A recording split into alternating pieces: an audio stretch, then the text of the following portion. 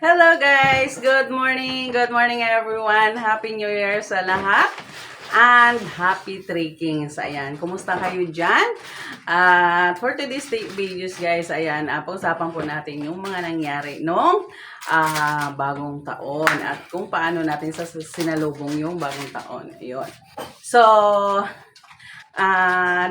nakita niyo naman yung video guys, no? Yung una kong video ng December 31. So, yun lang naman yung ginawa namin at ang mahalaga doon is na nakapag-celebrate tayo. Ayan. So, may mga kasamahan po ako ng mga lady guard, mga security guard na talagang hindi po nila nakakasama yung mga pamilya natin. Ayan, pero sabi nga, ganun talaga kasi work is work. Ayan, ang trabaho po kasi, yun po ang bumubuhay sa pamilya natin. That's why, ayan, parang gustuhin man natin o hindi, ayan, wala tayong choice, kundi ang magtrabaho. Yun. So, magkapare-pareho kasi ito guys, yung mga security, police, ayan, mga yung lahat ng mga nagtatrabaho po sa sa gobyerno, yung mga may mga hawak na baril. So, pare-pareho sila na kung kailangan natin ang serbisyo is kailangan po nating gawin before yung family natin. Kasi yun po yung sinumpaan natin sa trabaho natin. Ayan. Katulad din ng mga sundalo, ayan, sometimes ayan, kahit na holiday or Pasko or bagong taon, pag once na kailangan ng duty nila papunta sa ibang lugar is kailangan po nilang sumunod. Kasi yan po yung sinumpaang trabaho. Ayun. So sabi nga, work first before others, no? So that's why, ayan, swerte tayo kasi yung mga katulad ko na nabigyan ng panahon na para makasama yung pamilya sa bagong taon is swerte tayo kasi nakasama natin yung pamilya natin pagsalubong ng bagong taon. So, yung mga vibes ngayon guys sa 2026, ayan, may mga good vibes, may kadalasan talaga bad vibes. Pero wag na po nating isipin yung mga ganon kasi ang iisipin natin kung paano po natin i-porso yung mga sarili natin para magiging maganda ang buhay natin, di ba? Not only for us, but also for others people or also for the family. Ayan, yun naman talaga, di ba? Hindi naman tayo nagtatrabaho para sa sarili natin. But, kaya po tayo nagtatrabaho because of our family, our children. Ayan, yun po yung pinanghahawakan natin para po makapagtrabaho tayo ng maayos. At higit sa lahat, gaano man kahirap ang trabaho natin is talagang kinakaya natin para sa pamilya natin. Yun. And, sabi nga nila, kailangan po natin talagang pagtiyagaan anuman ang meron tayo. Yun. So, kadalasan, marami din ako na naririnig or especially sa mga kasama ko na gusto kong lumipat kasi ganito, ganyan. Ayan. So, napag-isip ko rin, parang nag-isip rin ako, gusto ko rin lumipat kasi para din madagdagan yung sahod ko, of course. But ayun, na-realize ko rin pagdating sa mga ganyang bagay, ayan, kahit naman palipat-lipat ka ng trabaho kung hindi ka marunong makisama or palagi ka napapagalitan dahil hindi ka marunong sa hindi mo tawag dito, siniseryoso yung trabaho mo, wala rin pong mangyayari kahit lipat ka ng lipat. So, gusto ko lang po sa inyo, ipa-emphasize guys na mahalin natin yung trabaho natin. Ayan. Then, also, of course, yung sarili natin. Kasi kung wala na po yung sarili natin, sino pa pong magtatrabaho, di ba? So, ipantay natin, no? Ayan, so pagbigyan natin yung sarili natin at pagdating natin sa trabaho natin guys, ayan, kung ano man yung inatang sa atin na trabaho is gawin natin. Huwag natin paglaruan.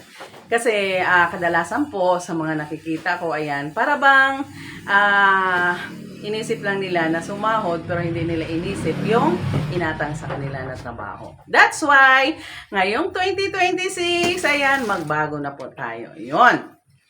So, para po, ano man po yung mga pangarap at mithiin natin sa buhay is makakamit po natin. Ayan, ang gabay ng ating may kapal.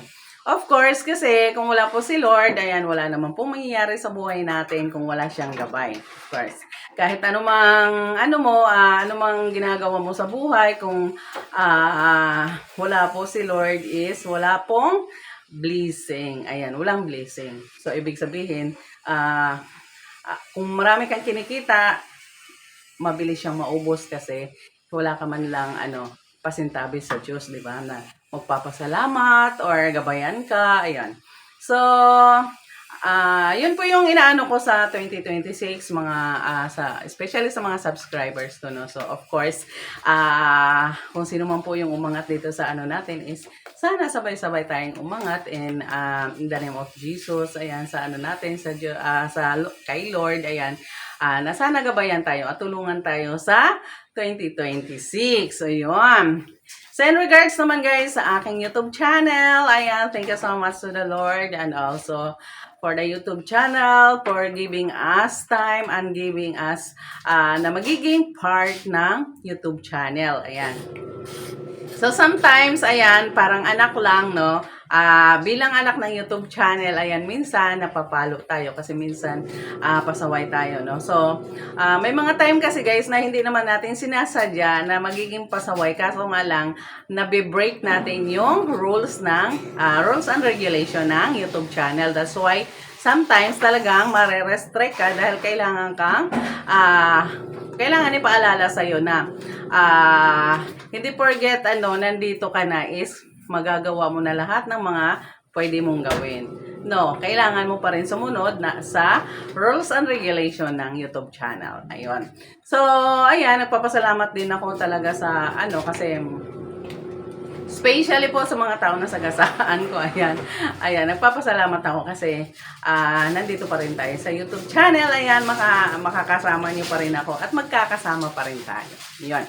So, sa mga nagre-request naman sa mga Saligo Challenge, ayan, of course, ayan, makikita nyo po yun kung sino po yung mga nag-request at nag-member sa membership, ayan, makikita nyo po yung mga request na nandun po sa membership. So, sa mga hindi pa po alam kung paano po mag-join sa membership, ayan, you can only find my YouTube, ayan. Hanapin nyo po yung pangalan ko, then buksan nyo po, then sa Heidi Heidi Mix Vlog, ayan, so makikita nyo sa dulo, nando po yung join. So, just click and member, ayan. So, pag nag-member kayo guys, kailangan nyo pong magbayad ng 1 month. So, meron tayong 199, meron din tayong 899. So, pag kinlik nyo yun guys, ayan, pupunta po yun sa kung ano po yung designated na mga nilalaan nyo pagdating sa bayaran. So, meron pong GCash dyan, may Maya, kung may kayo yung mga sa ATM, pwede rin siya. Ayan, check nyo lang guys kung ano po yung pwede. Ayan, kung gusto nyo mag-join. Ayan. At ayan, masaya ako guys kasi kahit papano, andito pa rin tayo, di ba? Ayan, happy lang tayo. Ayan. Salubungin lang natin ang 2026 ng super happy. At higit sa lahat, ayan, yung mga pangarap natin guys, i-pursue na natin. Ayan, baka sakali ngayon po mangyayari, di ba? So, sipagan lang po natin, wag po tayong patamad-tamad kasi once natamad po tayo, wala pong mangyayari. Kasi once na hindi po tayo gumawa, wala naman pong mga himala, di ba? Ganon yun eh. Kahit kailan hindi po naghihimala. Ayan, talagang nasa tao po ang gawa. Kaya kung hindi ka gagawa, wala pong mangyari sa mga pangarap mo. That's why you need to sipag-sipag talaga. Ayan. Yan. So, ganyan na. Dito lang po muna tayo guys. At sana po, nasalubong po niyo ng maayos ang ating 2026. Ayan. Good na good tayo dyan. Thank you so much, everyone.